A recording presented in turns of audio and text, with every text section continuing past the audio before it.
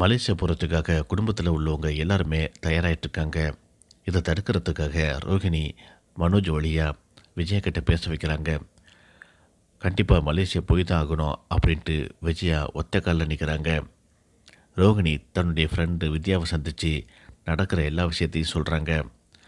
எல்லார்கிட்டேயும் எல்லா உண்மையும் சொல்லி மன்னிப்பு கேட்டு வேறு வழியே இல்லை அப்படின்ட்டு வித்யா சொல்கிறாங்க.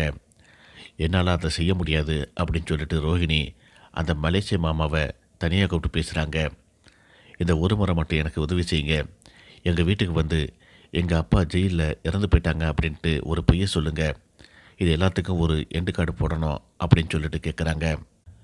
இந்த கதை போகிறத பார்த்தா நான் மாட்டிக்கணும் அப்படின்னு சொல்லிட்டு எனக்கு பயமாக இருக்குமா அப்படின்ட்டு முதல்ல மறுத்தாலும் வேறு வழி இல்லாமல் ரோகிணி மீது இறக்கப்பட்டு சரி வரமா, இனிமே இந்த மாதிரி என்னை கூப்பிடாதீங்க அப்படின்ட்டு கண்டிஷனோட அந்த மலேசிய மாமா வீட்டுக்கு வராரு.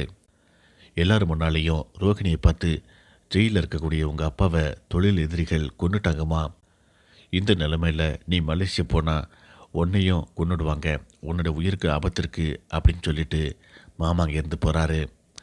இதுக்கிடையில் முத்துவை கூப்பிட்டு அண்ணாமலை நம்ம இந்த ட்ரிப்பை கேன்சல் பண்ணிக்கலாம் அப்படின்னு சொல்கிறாரு. முத்து ஏற்கனவே அந்த மலேசிய மாமா பேசிகிட்டு இருக்கும்போது ஒரு ஃபோன் எடுத்து நிறைய ஆங்கிளில் ஃபோட்டோ எடுத்து வைக்கிறாரு. அந்த ஃபோட்டோஸ் எல்லாத்தையும் தன்னுடைய ஃப்ரெண்ட்ஸுக்கு அனுப்பி இவர் யார் என்ன அப்படின்னு சொல்லிட்டு விசாரிக்கிறாரு. ஒரு ஆட்டோ டிரைவருடைய சொந்தக்காரர் இவர் அப்படிங்கிற மாதிரி தெரிய வருது. அது மட்டும் இல்லாமல் இவர் சின்ன சின்ன வேடங்களில் நடிக்கக்கூடியவர் அப்படிங்கிற விஷயத்தையும் முத்து கண்டுபிடிக்கிறாரு.